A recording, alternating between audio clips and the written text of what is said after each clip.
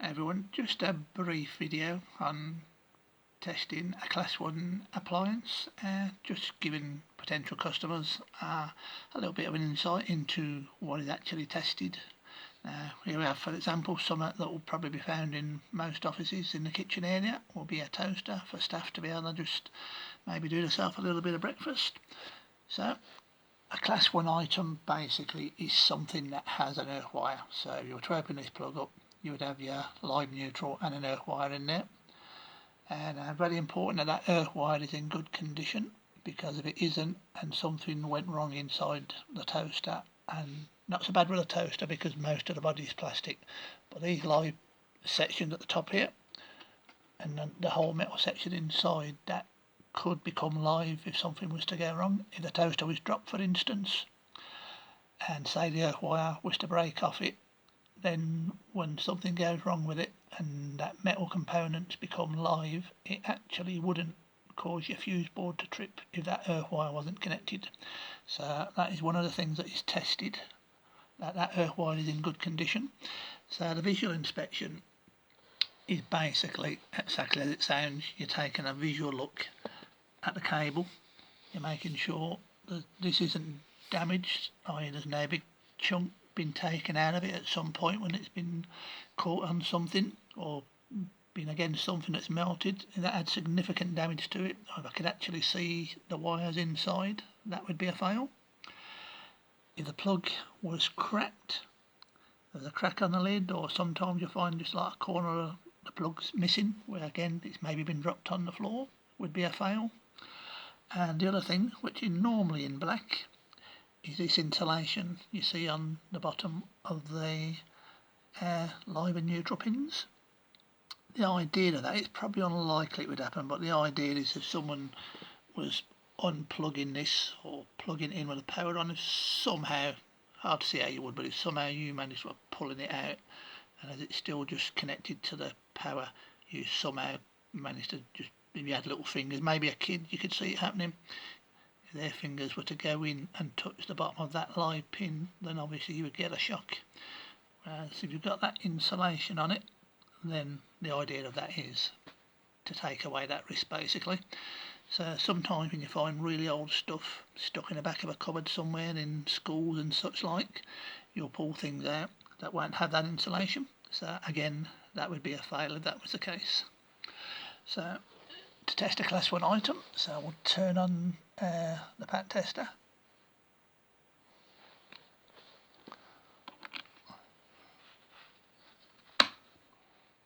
So we'll plug the tester in. This is the earth probe basically, so you would attach this to a metal component on the item, in this case which is a toaster. So that is now attached to the metal components. Now what is basically going to happen is the pat tester will send a current down the earth pin, and if the earth pin is connected, wire is connected as it should be to these metal components inside, the current will travel through, it will come onto this probe and back to the machine, and the machine will then know if the earth wire is connected, and it will also measure the resistance of the current. Did it pass through easily, or did it struggle to go through, meaning potentially again it could be a loose connection or just a wire that's so old that it's degraded basically. So I'll try and zoom in on the tester for you here so you can see what happens.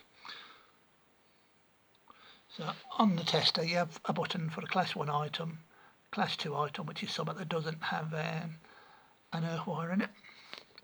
So we shall set the tester off simply by pressing the Class 1, and I have to hold the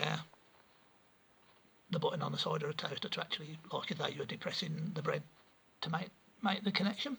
So I'll press that. That's it, past the fuse. Now doing that earth test, sending that current down the earth pin. Got a resistance of 0.0 0.06 ohms on that. It's now testing the insulation, and that's give our maximum reading on that. So the fuse, well, the fuse we've blown it with now, because the power it tries to send will only go a very small amount of distance, and it will realise that that didn't seem to sort of travel very far, so it's questioning, is the fuse okay, and also is it switched on, because again, if something wasn't switched on, then it would realise that the current has travelled a very small distance, so it would just question that for you.